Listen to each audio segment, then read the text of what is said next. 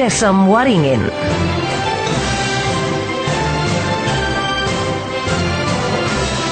Pelatih sukses nomor 1 di Indonesia, versi majalah marketing.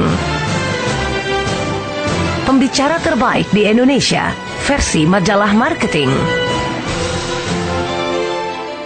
The most powerful people and ideas in business in Indonesia, versi majalah SWA.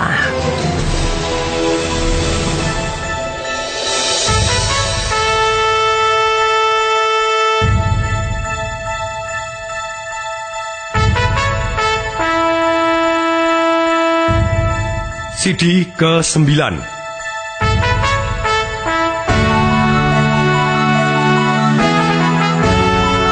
Kekuatan keyakinan yang membuat kita menjadi manusia penuh daya.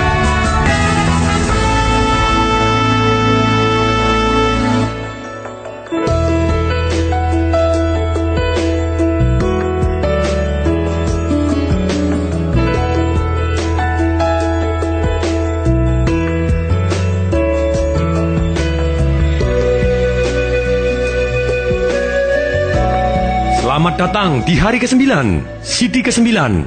Saya lanjutkan dengan asumsi Anda sudah melakukan tugas di CD ke-8.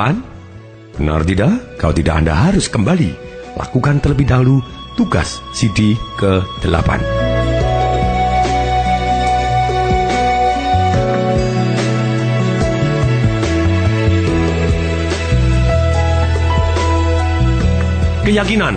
Keyakinan ini sangat-sangat mempengaruhi emosi kita. Ketika kita mempunyai keyakinan yang salah, apapun informasi kita proses, keyakinannya adalah susunan kata-kata kita, susunan emosi kita, susunan tombol-tombol dari satu kata menuju ke emosi dan emosi menuju ke tindakan kita. Kalau kita tidak berhasil dalam hidup, salah satu yang ikut turut andil adalah keyakinan kita. Keyakinan itu tidak ada yang salah, tidak ada yang benar. Yang ada adalah yang membuat kita berdaya atau yang membuat kita tidak berdaya dalam mengejar goal atau cita-cita yang kita impikan.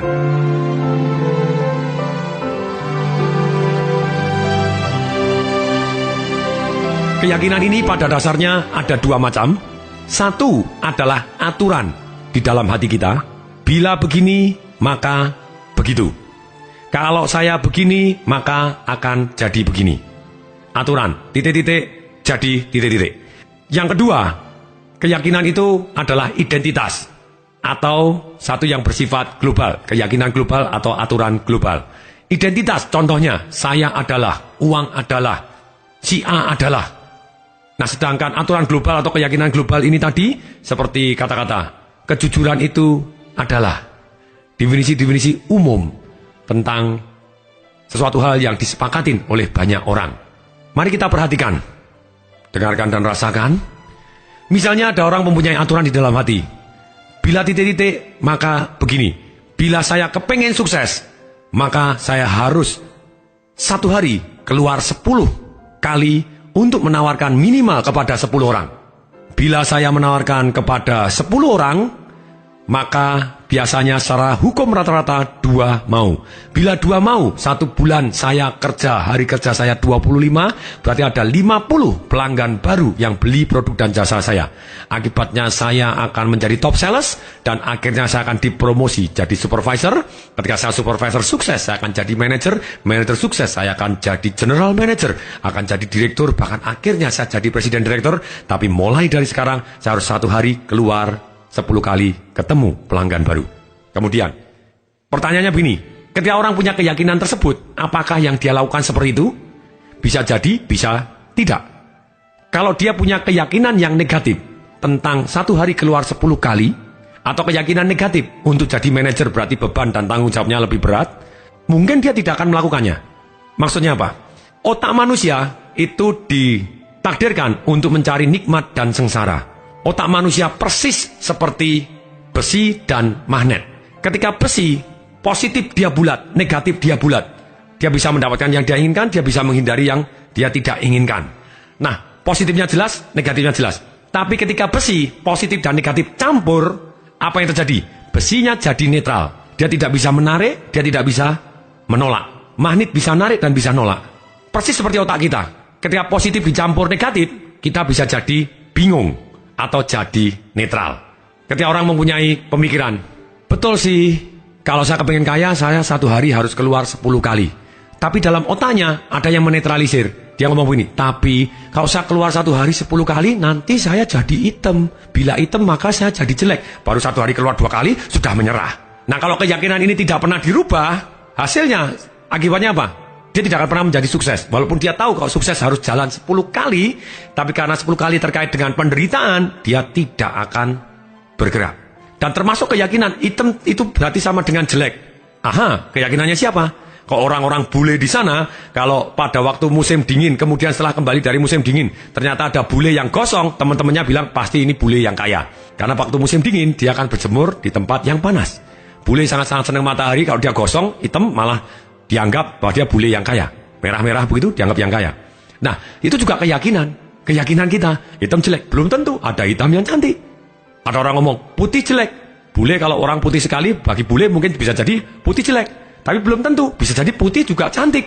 Jadi itu hanya masalah keyakinan. Keyakinan itu adalah pandangan yang kuat terhadap sesuatu hal. Dan kalau pandangan kuat ini tadi campur baur, otaknya jadi sekali lagi bingung atau netral. Saya beri contoh lagi. Saya ada teman yang sangat-sangat kaya, tinggal di tengah lapangan golf. Di tengah danaunya, dia satu pulau sendiri di tengah danau. Dan ada landasan helikopternya di depannya, ada jembatan satu-satunya menuju ke tempatnya dia. Waktu menuju ke tempatnya dia, kanan kirinya ada angsanya, indah sekali. Ada bebek jinanya, ada flamingo, ada macam-macam, bagus sekali dipelihara di sana. Kemudian lapangan parkirnya bisa untuk 20 mobil bisa jadi. Terus kemudian juga tempatnya indah, ada tempat meeting bisa untuk 50-60 orang di dalam rumah. Ada kolam renangnya, ada dermaganya, ada jogging track. Sekali lagi jogging track, bukan treadmill. Kalau treadmill orang menengah ke bawah. Ini orang kaya, sungguh-sungguh lari-lari muter pulau begitu ya. Ada air mancurnya, kolam ikannya, begitu indahnya. Nah, orang yang terbuka, setiap Sabtu sering ngundang orang datang. Nah, kalau yang kenal aja bisa datang ke sana. Satu hari teman saya yang lain, patung-patung, saya diajak ke sana untuk lihat rumahnya. Kalau mau ke sana susah, itu biasanya dicegat 3 satpam, bukan 3 satpam, 3 gerombolan satpam besar-besar lagi gitu ya. Nah, sulit. Tapi kemudian karena saya kenal, oh ya ikut saya aja. Begitu datang di rumahnya, saya seolah-olah yang punya begitu ya, saya pamerin, biasa diaminin gitu, jadi sungguhan gitu ya. Amin, itu kekuatan keyakinan dan kekuatan iman. Nah, kemudian ketika saya lihat ini gimana? Oh, bagus nggak? Suka nggak? Jawabannya aneh. Dia jawab gini, gimana ya? Aku nggak suka punya rumah segini besar. Loh, saya tanya, lu kenapa? Bersihnya susah. Saya dalam hati, ya ampun. Saya ngomong kepada dia, aduh Pak, saya ngomong kepada dia, beliaunya, kalau kita sudah bisa punya rumah segini besar, itu tidak perlu bersihin sendiri. Dalam hati saya ngomong, dasar mental kere gitu ya. Ternyata waktu saya selidikin, ternyata beliaunya ini, mohon maaf gitu ya. Nah, ternyata beliaunya ini, apa yang terjadi? Pada waktu dia di rumah, memang dia biasanya ngepel sendiri. Setiap pagi dia ngepel sendiri, dia tidak punya pembantu, dia ngepel sendiri, sering maki-maki sendiri gitu ya. Ternyata betul juga kalau menurut dia rumahnya besar, bersihnya susah karena dia terpaksa harus bersihin sendiri. Pertanyaan saya begini, kalau satu orang punya keyakinan, bagus sih punya rumah besar, tapi punya rumah besar bersihnya susah. Mungkin tidak dia punya rumah besar. Mungkin dia mampu, tapi dia tidak bakalan beli selama dia masih punya keyakinan seperti itu. Pertanyaannya, datangnya dari mana nih keyakinan Anda seperti ini? Seperti tadi, adalah pengalaman-pengalaman dari masa lalu Anda, kata-kata yang pernah dengar di masa lalu Anda, kemudian apa yang pernah Anda lihat di masa lalu Anda, kemudian trauma-trauma, emosi dan perasaan yang pernah Anda alami. Nah, selama ini tidak dirubah, sungguh susah kita menjadi sukses kalau kita terus menganggap bahwa sukses itu tidak baik, ataupun cara mencapai suksesnya tidak nikmat atau sengsara. Kita harus bulat adanya sehingga kita bisa jauh lebih baik. Salah satu contoh, tolong lanjutkan kata-kata saya. Uang adalah akar dari segala... Apa jawabannya? Aha, hati-hati kalau Anda menjawab bahwa uang adalah akar dari segala masalah atau uang adalah akar dari segala kejahatan. Hati-hati, pada dasarnya kita kepingin menjadi orang yang baik. Berarti kalau uang Anda hubungkan dengan cara yang negatif seperti itu, Anda akan membuat diri Anda, benar sih kepingin kaya, tapi gimana ya uang akar dari segala kejahatan mendadak menjadi netral. Ketika menjadi netral, kita tidak begitu berdaya upaya atau malah tidak berdaya sama sekali atau tidak mau berusaha sama sekali untuk mendapatkan uang yang lebih banyak. Salah satu lagi contoh keyakinan. Pada waktu kita kecil, Biasanya kalau kita umur 1 tahun, umur 2 tahun, atau anak kita umur 1 tahun, umur 2 tahun, biasanya kalau megang barang, biasanya dimasukkan kemana? Dimasukkan ke mulut. Oke, betul sekali. Kalau misalnya dia lagi pegang uang, kemudian dia masukkan mulut, kita sebagai orang tua atau orang tua dulu ngomong kepada kita, ngomong gimana? Jangan, uang itu, ayo, uang itu apa? Uang itu kotor. Aha. Begitu kita besar, kemudian orang tua kita sering kali tanya kepada kita, nak, kamu kok nggak kaya-kaya ya? Padahal salah satunya, bagaimana kita kaya kalau uang itu kita anggap kotor? Nah, saya sendiri mendidik anak saya. Ketika dia ngambil uang mau dimasukkan mulut, saya bilang, nak, kalau punya uang ditabung, plung. Saya belikan tabungannya dan langsung dimasukkan ke tabungannya. Kalau punya uang ditabung, plung. Kalau punya uang ditabung, plung. Bahkan satu hari, kisah nyata, pada waktu di awal-awal karir saya, rumah saya merangkap kantor, ketika asisten saya pada waktu itu Pak Diki, duitnya gemeletak di kantor, kemudian mendadak anak saya ngambil, aha, kalau ada uang harus ditabung, plung. Hebat juga, begitu ya. Pokoknya ada uang gemeletak, sikat tabung. Bagus juga. Kemudian pertanyaan saya, apakah pola ini juga pola yang benar? Belum tentu. Mungkin anak saya kalau punya uang selalu ditabung, tidak pernah bisnis, tidak pernah investasi. Bisa jadi salah. Nah, makanya saya juga ajarkan kepada anak saya, uang sebagian ditabung. Begitu dia besar sedikit, saya ajarin jual beli, bisnis, jualan. Nah, banyak orang sampai besar, dia trauma, ataupun dia pernah mendengar, atau pernah melihat, berjualan itu memalukan. Kalau Anda ngomong berjualan sama dengan memalukan, atau mungkin Anda pernah kecil ngalamin, pada waktu masih SD, masih SMP, pada waktu jualan, orang tua Anda marah, kamu ini loh, papamu kan masih bisa miara kamu, jualan kayak tidak punya uang aja. Wah. Nah, keyakinan ini membuat orang jadi takut, malu jualan. Nah, ketika dia takut, malu jualan, hidupnya sengsara. Orang-orang yang paling kaya di dunia, mereka jago jualan. Mereka senang bergaul dengan orang-orang yang jualan. Mereka senang terhadap orang yang hebat berjualan. Mereka mau belajar terhadap orang-orang yang jago jualan. Dan mereka mau berjualan. Ini prinsip-prinsipnya. Kalau orang yang miskin, orang yang susah, seringkali mereka takut dan malu gitu ya. Bill Gates orang paling kaya di dunia pada waktu itu gitu ya. Warren Buffett sebagai orang nomor 2 paling kaya di dunia menyatakan Bill Gates itu adalah the best salesman on planet Earth. Kebetulan saja dia jualan software. Kalau dia jualan bakso, itu versi saya tentu saja karena Warren Buffett tidak mengenal bakso gitu ya. Kalau dia jualan apa, bisa jualan bakso pun pasti baksonya paling laris di dunia gitu ya. Ini something yang menarik begitu ya.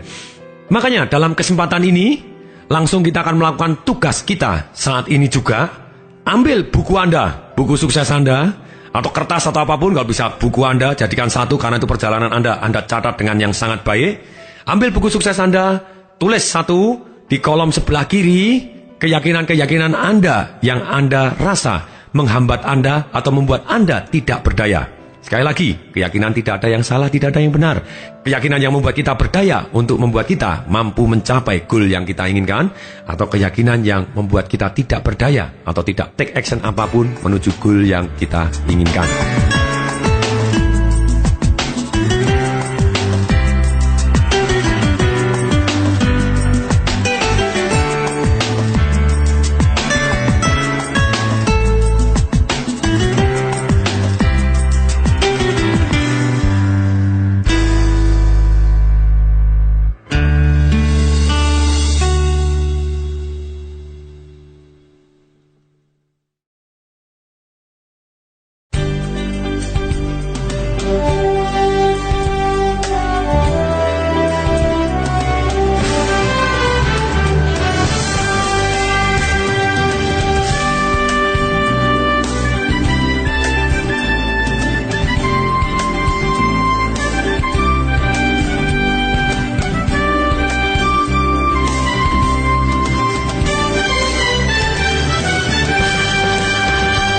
Nah sekarang, ambil waktu terlebih dahulu. Pandangan Anda tentang uang adalah yang negatif, atau kaya cepat adalah yang negatif, ataupun hidup adalah salah satu contoh misalnya. Coba misalnya Anda punya keyakinan, hidup adalah perjuangan. Saya yakin pasti hidup Anda penuh perjuangan. Ini yang sangat-sangat hati-hati terhadap definisi Anda gitu ya. Jadi kata-kata yang menjadi keyakinan ini sangat-sangat mempengaruhi hidup Anda. Lupa hidup yang berjuang kan boleh aja. Ya terserah, silakan gitu ya. Kalau saya adalah hidup ini adalah karunia Tuhan yang harus saya nikmatin. Ini yang enak sekali ya. Saya nikmatin dan saya kembangkan, bukan hanya dinikmati. Sebenarnya sehingga bisa bermanfaat untuk diri saya sendiri dan orang banyak serta Tuhan dengan cara membuat hal-hal atau tantangan menjadi simple, menjadi sederhana, begitu ya. Fun, menyenangkan, useful, berguna, valuable, bermanfaat untuk diri saya, diri orang banyak, dan untuk Tuhan. That's so good, gitu ya. Contohnya, kalau saya ditanya, Pak Tung, hidup ini bagi Anda apa sih, gitu ya. Oh, hidup saya ini adalah karunia Tuhan yang luar biasa indah, yang harus saya nikmatin dan saya kembangkan dengan cara membuat tantangan-tantangan yang ada menjadi simple, fun, useful, and valuable untuk diri saya sendiri, untuk orang banyak, dan untuk Tuhan. That is my purpose of life, gitu ya, hidup saya, definisinya. Hidup ini begitu indahnya. I feel good, gitu ya. Kalau Anda ngomong hidup lebih indah, menjadi indah adanya. Hidup penuh perjuangan, Anda berjuang terus, gitu ya. Tidak ada yang salah, tidak ada yang benar, tapi itulah Anda, hidup Anda. Kalau Anda pengen melihat keyakinan Anda, coba lihat hidup Anda. Ya, hari ini itulah hasil keyakinan Anda, gitu ya. Jadi, sekali lagi, keyakinan ini seringkali tidak mengenal situasi dan kondisi. Tidak ada yang salah, tidak ada yang benar. Terserah Anda, keyakinan Anda akan memandang. Sebelum Anda melakukan tugasnya, sebelum saya berikan tugasnya, saya beri contoh lebih lanjut lebih dahulu.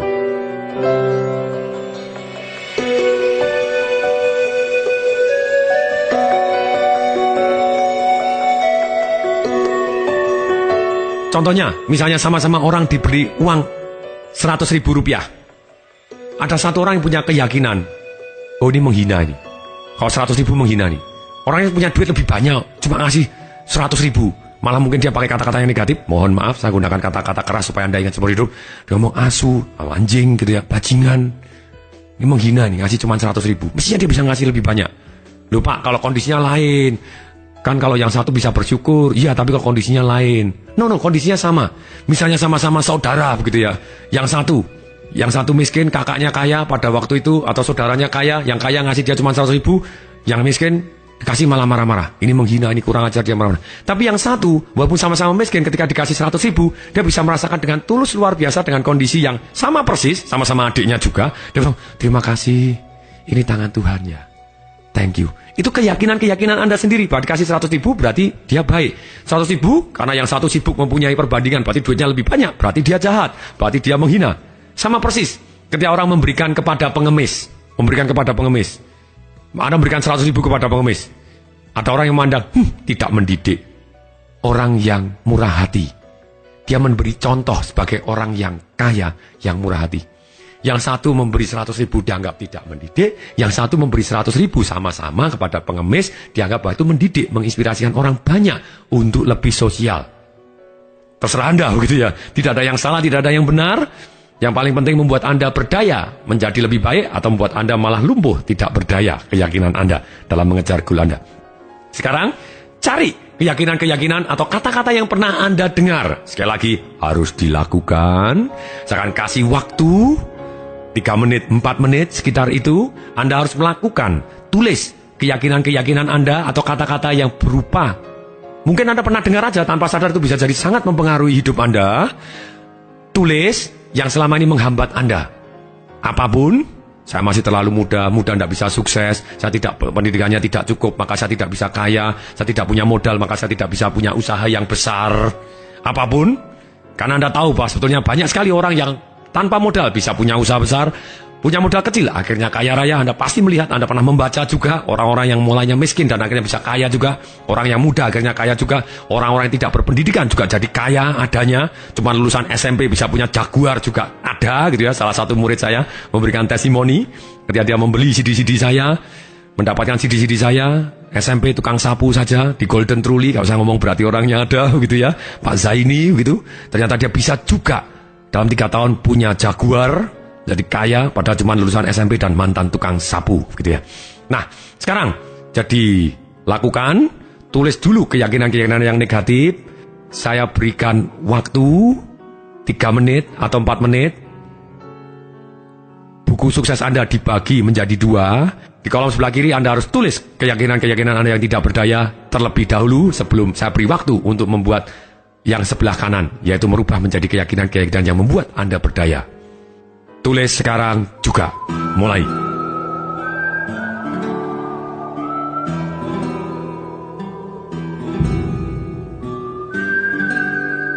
Ayo kerjakan. Saya berada di sini mengawasi Anda. Ayo kerjakan.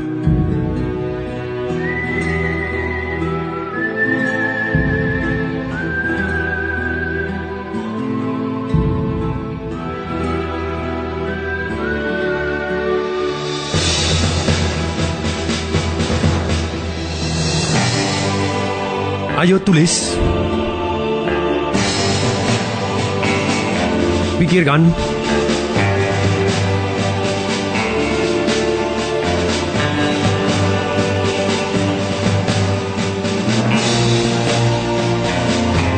Pikirkan.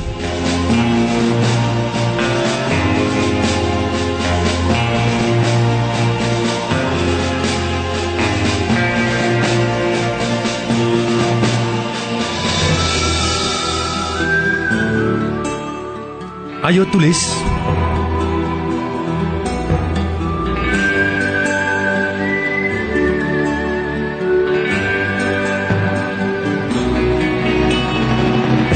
Saya berada di sini mengawasi Anda. Ayo kerjakan.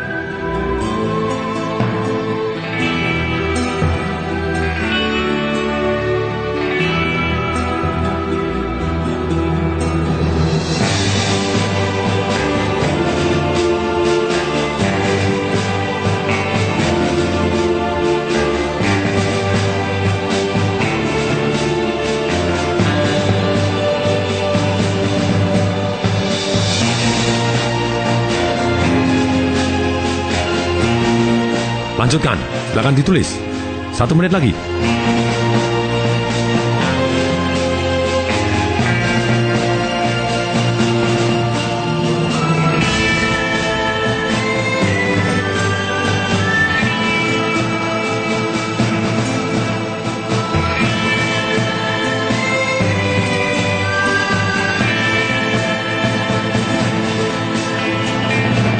Ayo kerjakan. Saya berada di sini mengawasi Anda. Ayo tulis.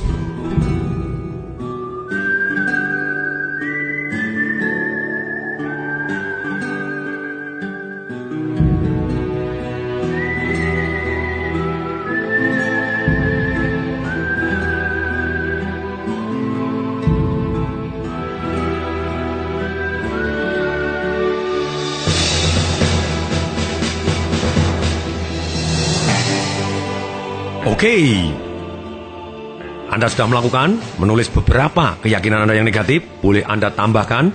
Ini penting ketika Anda tidak mengambil langkah menuju ke hal-hal yang Anda inginkan, periksa keyakinan mana yang menghambat Anda. Cari tahu datanya dari mana, dan ruginya apa kalau Anda punya keyakinan seperti ini terus, hasilnya seperti apa.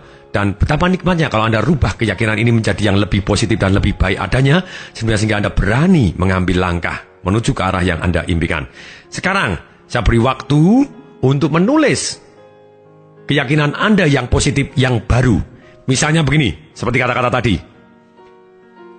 Uang adalah akar dari segala kejahatan. Anda tulis, tidak punya uang adalah akar dari segala kejahatan. Ingin uangnya orang lain secara tidak halal, itu adalah akar dari segala kejahatan. Bahkan di kitab suci pun sebetulnya bukan uang adalah akar dari segala kejahatan. Hoi, baca lagi. Hanya tulisannya cuman cinta uang adalah akar dari segala kejahatan. Sebenarnya kalau mau lebih lengkapnya, kalau itu ingin uangnya orang lain secara tidak halal, nah, atau terikat sekali sama uang sehingga lupa imannya, nah itulah pasti akar dari segala kejahatan, begitu ya. Nah, kemudian kalau Anda ragu tentang kata-kata saya, Anda boleh cari bukunya Paul Zinn-Pilzer, God Want You to Be Rich, atau Tuhan menginginkan Anda menjadi kaya. Cari terbitan buku Gramedia, ada di toko buku, sudah ada terjemahan bahasa Indonesianya juga. Itu menjelaskan satu ayat yang sangat-sangat powerful begitu ya, membuat Anda jauh lebih yakin bahwa Tuhan benar-benar ingin membuat kita menjadi kaya.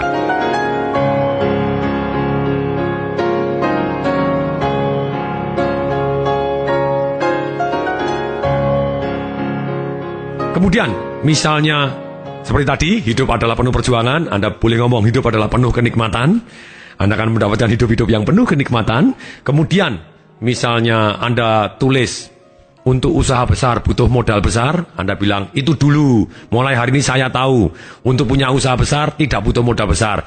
Hanya butuh, bahkan tidak butuh uang sama sekali seringkali. Hanya butuh ide dan kemampuan untuk meyakinkan orang lain. Bahkan ide pun bisa pakai idenya orang lain. Yang meyakinkan orang lain pun tidak harus kita juga bisa tetap kaya. Itu keyakinan saya, begitu ya. Kemudian, misalnya Anda ngomong Bila saya keluar 1 hari 10 kali, maka saya jadi hitam. Kalau bila hitam saya jelek, makanya malas. Nah, kemudian kita ngomong ini. Bila saya keluar 1 hari 10 kali, maka saya akan jadi salesman yang sukses. 2 terima, saya sukses. Ketika kita ngomong menetralisir, otak kita ngomong, tapi bila saya keluar 1 hari 10 kali, maka saya jadi hitam, langsung digenjot lagi. Betul, lebih baik saya hitam tapi kaya raya, daripada putih tapi miskin. Aha, otak Anda jadi, oke, lebih baik kaya raya. Yes, jadi Anda terkait dengan kenikmatan. Jadi keyakinan ini ujung-ujungnya adalah cari nikmat menghindari sengsara. Kalau sengsara Anda akan menjauhi, kalau nikmat Anda akan dekatin. Kalau nikmat ditambah sengsara, otak Anda bingung atau jadi netral. Jadi please fokus benar, bahwa banyak uang baik adanya karena kita bisa amal, karena kita bisa sosial, kita bisa menjadi tangan Tuhan yang lebih baik, membuat kita jauh lebih harmonis keluarganya. Sekali lagi, apapun yang Anda yakini benar adanya untuk Anda mengatakan bahwa kalau uang banyak membuat Anda jadi lebih bertempur dengan keluarga Anda karena rebutan warisan, saya bilang itu salah gitu ya. Yang benar adalah berarti anak-anaknya kurang kaya. Kalau kaya pasti tidak rebutan warisan. Warisan bapaknya berapa sih? 100 juta. Ya, anaknya masing-masing sudah punya 100 miliar. Pasti tidak akan rebutan. Jadi bukan uang yang membuat orang rebutan warisan. Orang yang serakah, orang yang miskin bahkan rebutan warisan. Mbahnya kaya sudah pastilah dia tidak akan rebutan gitu ya. Betul. Itulah contohnya. Jadi ketika keyakinan-keyakinan Anda yang positif akan membuat hidup Anda jadi lebih positif. Sekarang juga rubah keyakinan Anda yang negatif, rubah jadi yang positif. Tulis sekarang juga. Saya akan beri waktu 4 menit.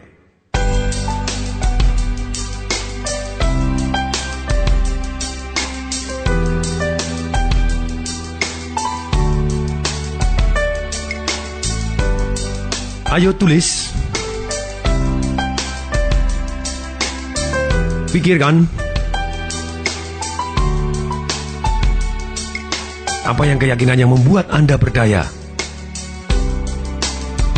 Keyakinan yang membuat Anda loyo tadi, rubah menjadi yang membuat Anda berdaya.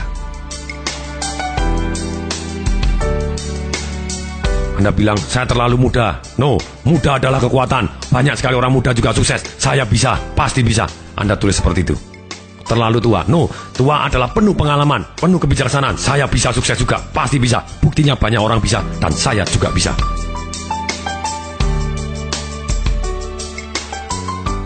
Ayo tulis. Pikirkan. Apa yang keyakinan yang membuat Anda berdaya?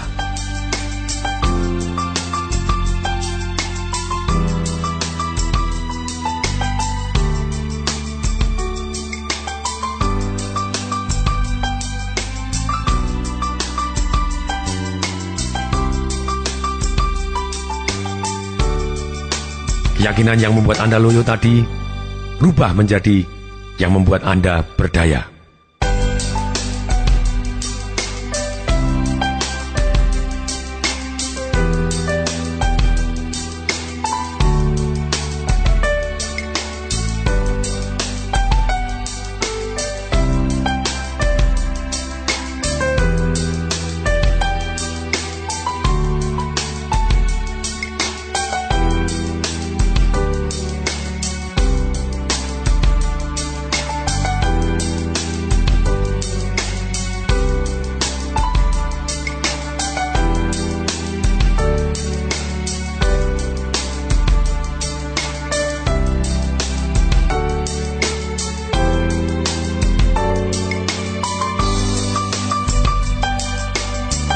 Lanjutkan, silakan ditulis.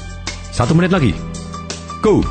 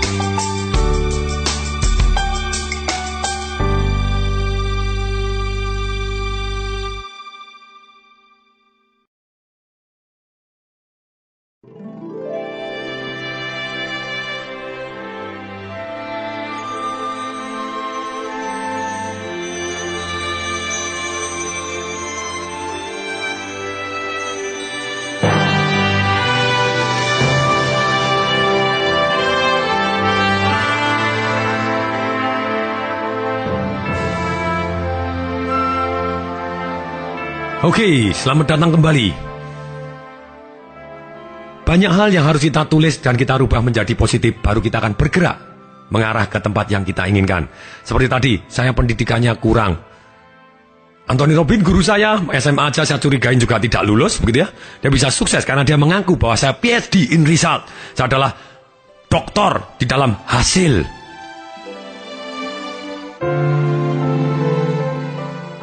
Dia penuh percaya diri karena dia mempunyai kata-kata seperti itu. Bahwa saya adalah PhD in result, yang paling penting hasilnya. Dan saya terus orang yang mau belajar kok. Banyak orang S1, S2, S3 dan mereka selesai sekolah dan tidak belajar lagi. Saya walaupun lulusan SMP, lulusan SMA, lulusan apapun, SD pun, Anda bisa sukses juga. Seperti teman saya, Pak Andri Wongso, SDTT, sekolah dasar tidak tamat tapi bisa sukses gitu ya. SDTT TBS, sekolah dasar tidak tamat tapi bisa sukses. Itu bukti gitu ya, bahwa masalah pendidikan bukan hanya sampai di situ aja, karena teman saya tadi mau belajar dan terus belajar, akibatnya dia bisa sukses. Demikian juga Anda. Anda tidak sekolah, makanya Anda terus belajar, makanya saya sukses. Kalau Anda S3, saya S3, makanya saya punya kemampuan belajar yang lebih baik, dan saya juga sukses karena saya mau belajar, dan saya pasti sukses adanya. Keyakinan ini sangat-sangat mempengaruhi keputusan kita, sangat mempengaruhi tindakan kita. Seringkali kalau keyakinan ini tidak kongruen bulat terhadap goal kita, seringkali kita melakukan self-sabotase, menyabot diri kita sendiri, membuat kita susah berhasil, atau mungkin kita berhasil tapi tidak menikmati, dan ketika kita berhasil sedikit kemudian menyabotase, akhirnya jadi turun lagi. Ketika guru saya, Anthony Robbins, ngomong, ketika dia income-nya dari tukang kos WC $35 menjadi 10.000 US, kemudian 30.000 US menjadi 1 juta US setahunnya, kemudian berhenti di 1 juta US, 1 juta US, 1 juta US selama sekian tahun, 6 tahun cuma 1 juta US juga. Akhirnya dia tes cermin, kenapa kok berhenti di 1 juta US, kenapa kok dia tidak bisa tembus limit lagi, breakthrough, tidak bisa merevolusi. Akhirnya dia pelajari, ternyata di dalam hati kecilnya dia punya keyakinan 1 juta US lebih dari cukup. Kalau lebih dari 1 juta US itu serakah. Aha, siapa yang mau bilang serakah? Ketika dia ngomong serakah, dia tidak akan bisa lebih. Tanpa sadar dia menyabotase, income-nya cuma segitu. Tapi ketika Anthony Robbins merubah keyakinannya, enggak kok, kalau saya lebih dari 1 juta US, saya bisa memberi makan orang yang lebih banyak. Saya bisa mensubsidi sekolah yang lebih banyak. Saya bisa memberikan pelatihan-pelatihan di penjara-penjara secara cuma-cuma. Saya bisa memberikan sumbangan-sumbangan kepada panti asuhan, panti jompo di seluruh dunia. Aha, dalam 1 tahun, boom, penghasilannya bisa meledak jadi 27 juta US. Walaupun itu gross, dalam hal ini adalah keluar dari zona nyamannya, dan dia mencapai sesuatu yang lebih banyak. Dan saya baca bahwa saat hari ini dia memberi makan 1 tahunnya 3 juta orang, memberi subsidi dari 2.000 sekolah, dan memberi pelajaran gratis di 200 penjara, murid-muridnya dia. Dan kemudian organisasi sosialnya dia memberi sumbangan dari Beijing sana sampai Aceh pada waktu kena tsunami segala macam. Karena saya yang membantu menyumbangkan, jadi saya tahu persis gitu. Ini satu hal yang luar biasa yang harus kita rubah mulai sekarang. Bagaimana caranya merubah? Caranya merubah banyak sekali cara. Anda bisa dengan secara sadar menulis seperti ini, dan begitu Anda keluar kata-kata yang lama, misalnya cari uang itu kan susah, Anda bisa langsung ngomong, itu dulu, mulai hari ini saya tahu bahwa cari uang itu mudah bagi yang tahu caranya, dan saya terus belajar untuk cari cara yang mudah dan halal adanya. Ketika Anda punya keyakinan orang yang kaya itu korupsi, Anda bisa bilang, itu orang lain. Kalau saya kaya dengan jujur, saya bisa kok kaya dengan jujur, saya buktikan. Dan kemudian Anda punya keyakinan misalnya, lebih baik miskin tapi jujur daripada kaya tidak jujur, atau lebih baik miskin tapi bertuhan daripada kaya tapi tidak bertuhan. Hati-hati terhadap keyakinan seperti ini. Anda harus rubah dengan kata-kata Anda secara sadar.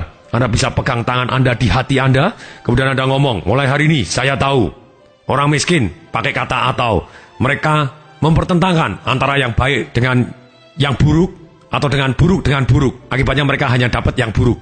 Tapi saya adalah orang yang kaya, pasti kaya, sudah kaya. Saya pakai kata-kata dan. Yang baik boleh saya miliki dua-duanya. Saya memilih kaya dan bahagia. Saya memilih kaya dan panjang umur. Saya memilih kaya dan bertuhan. Saya memilih kaya dan harmonis keluarganya. Saya memilih kaya dan sukses adanya. Saya memilih kaya dan sehat. Saya memilih kaya dan jujur. Saya memilih kaya dan banyak amal. Saya memilih kaya dan anak-anaknya jadi. Saya memilih kaya dan keluarganya harmonis. Saya memilih kaya dan seksnya kuat. Apapun. Silakan, Anda boleh memilih kaya dan. Tidak perlu pakai tapi. Kalau Anda menghakimi diri sendiri, saya lebih baik miskin tapi jujur daripada kaya menipu orang, Anda mulai menetralisir bahwa Anda baik miskin gitu ya. No, miskin tidak baik. Kalau anak Anda sakit, Anda tidak bisa bayarin. Orang tua Anda sakit, Anda tidak bisa bayarin. Anda cita-cita tidak bisa bayarin. Betul, miskin bisa bahagia. Banyak orang ngomong, Pak, tapi saya kan miskin, bahagia bisa. Betul, miskin bisa bahagia. Kalau belum tiba saatnya. Yaitu apa? Ketika anak Anda tidak bisa makan, Anda bilang bahagia. Oh enggak Pak, ya yang cukup aja. No, ketika ada keluarga Anda sakit liver, butuh transfer liver, butuh 5 miliar, Anda bisa? Kalau Anda tidak bisa, Anda sedih sekali saat itu.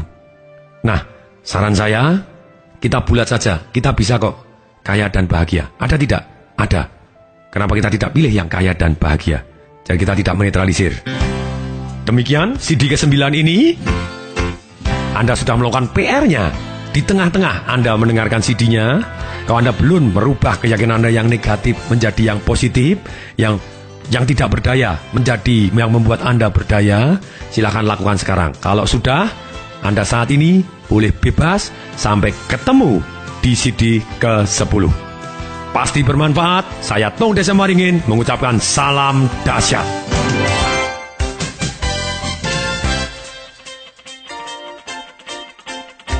Informasi seminar atau pelatihan untuk meningkatkan motivasi, sales dan marketing perusahaan, Anda bisa menghubungi nomor telepon 021 547 6677. 021 547 6677. 021 547 6677. Atau klik di www.dahsyat.com.